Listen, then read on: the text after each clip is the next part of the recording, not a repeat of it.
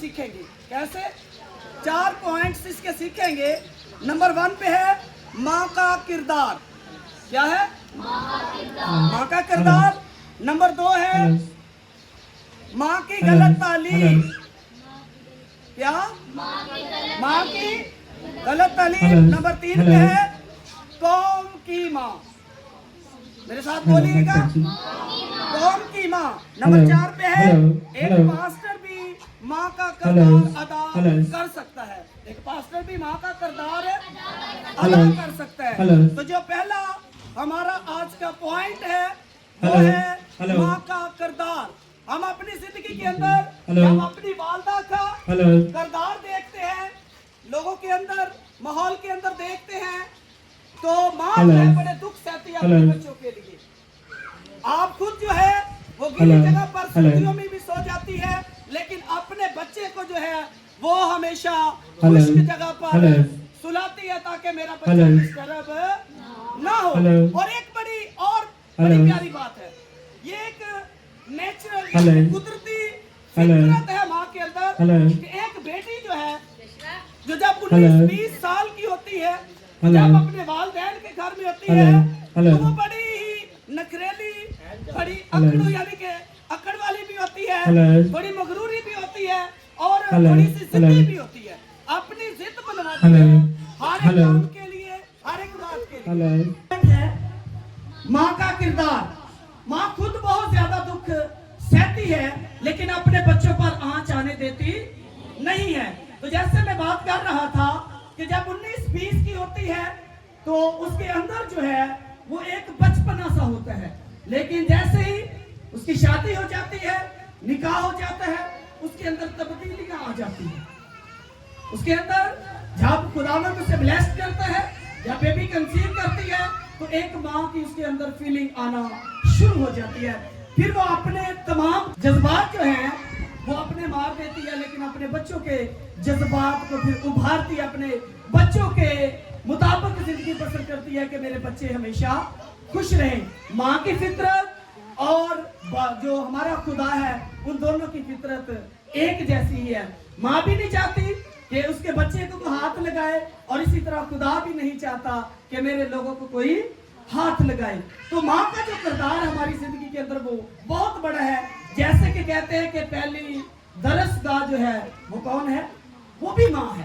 पहली जो तालीम हासिल करते हैं हम, वो भी माँ से ही करते हैं। यहूदी लोग जो है आज भी जब बेटियां बेबी कंसीव कर लेती हैं, जब वो ब्लेस्ड हो जाती है, हामिला हो जाती है, तो वो सहायक को पढ़ना शुरू कर देते हैं, तौरात को पढ़ना शुरू कर देते हैं, अंबिया किराम के सहीफों को पढ़ना शुरू कर देती हैं, वर्शिप करना शुरू कर देती हैं और खुदा के साथ ज्यादा वक्त गुजारना शुरू कर देती हैं, खुदा के साथ अपना ज्यादा वक्त स्पेंड करती हैं। और जो मुआशरे के भी लोग होते हैं वो भी उसकी बड़ी केयर करते हैं, उसके साथ कोई बदतमीजी नहीं करता, कोई लड़ाई झगड़ा नहीं करता, उसे परेशान नहीं करता, उसे डिस्टर्ब नहीं करता, क्योंकि उन्हें पता होता है कि इसमें से एक नई नस्ल पैदा होने वाली है। तो इसलिए जो बेटियां यहूदियत की हैं, आज भी यहूदी बेटियां कलाम खुदा को पढ़ना शुरू कर देती हैं। तो मैंने अक्सर आप लोगों को भी कहा है कि जब आप लोगों को खुदावंद ब्लेस्ड करता है तो जरूरत आपको भी है कि आप ज्यादा खुदा के कलाम की तरफ मुतवज्जो हो जाएं। पहले भी हमें मुतवज्जो रहने की जरूरत है, कलाम पढ़ने की जरूरत है, वर्शिप करने की जरूरत है, लेकिन जब बेटियां बेबी कंसीव कर लेती हैं, जब माएँ बन जाती हैं, तो फिर ज्यादा हमें खुदा के कलाम की तरफ राग़िब होने की जरूरत होती है, मुतवज्जो होने की जरूरत होती है। तो इसलिए माँ का जो किरदार है बच्चों की जिंदगी के अंदर वो बहुत बड़ा है।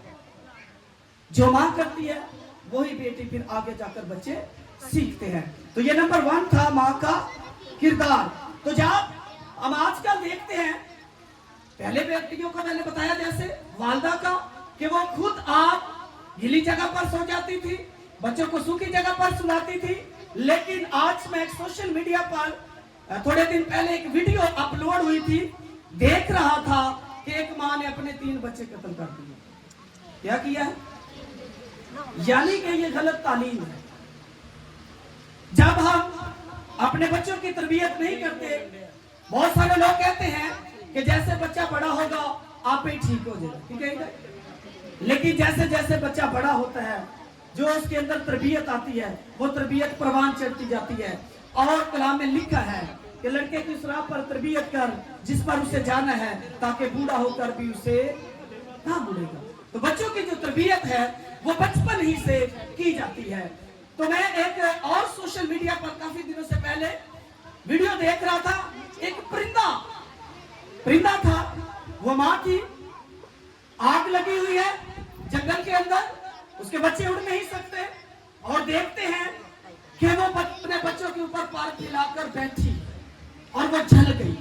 बच्चे भी जल गए हैं और माँ भी जल गई है। मुझे देखकर आंखों में आंसू आ गए कि माँ जो है इतनी अपने बच्चों के लिए तड़प रखती है, इतनी मोहब्बत रखती है कि खुद अपनी जान हंस कर दे देती है अपने बच्चों के लिए। वो चाहती तो उड़ भी सकती थी, पहले उसको आग लगी थी ना, लेकिन एक परिंदा होकर वो अपने बच्चों से उड़ी नहीं। और वो वीडियो बहुत ज्यादा वायरल हुई थी और लोगों ने कहा भी था, कमेंट्स भी किए थे कि काइंडली जंगलात में ऐसे आग ना लगाया करें, बहुत सारे परिंदे जल जाते हैं जो उड़ने की ताकत नहीं रखते। तो माँ जो है, आज भी हम देखते हैं कि अपने बच्चों के लिए दुख सहती है। जितना मर्जी कमा के लिए आए, अगर मालूम दुनिया तो चले जाए ना, तो मैंने देखा है कि बहनें, बेटियां, माएं जहां से भी उनको कमा कर लाना पड़े, वो अपने बच्चों को पालती हैं। हर हाल में, हर हालात का सामना करती हैं कि मेरे बच्चे किसी चीज के मोहताज न रहे। तो वालदा का जो किरदार है हमारी जिंदगी के अंदर बहुत बड़ा है। जो जिंदों की माँ कहा जाता है, मुकद्दसा हवा को, जिससे नस्ल इंसानी शुरू हुई है। हम देखते हैं कि बहुत सारे खातमीन इस बात पर कलाम करते हैं कि एक औरत की वजह से इस दुनिया के अंदर गुनाह आया, एक औरत की नाफरमानी की वजह से ये सारी दुनिया मौत के मुंह में चली गई। अगर एक औरत की वजह से दुनिया मौत के मुंह में गई है, तो फिर एक औरत ही की वजह से आज उन्होंने हमेशा की जिंदगी को भी हासिल किया। और वो सब उस माँ का किरदार जानते हैं जिसको पूरी दुनिया, मसीहत लोग क्या और कौमें भी मानती है, जितनी जितनी बड़ी कौमें हैं, कि वो वाकई मुकद्दस है, वो वाकई पाक है, जो मेरे और आपके आका मुनज्जिम मुख्तार दो आलम यीशु मसीह की माँ है, मुकद्दसा माँ मरियम। और देखते हैं कि उसी औरत से फिर एक बेटे ने जन्म लिया और मौत को, कब्र को और इब्लीस को शिकस्त दी।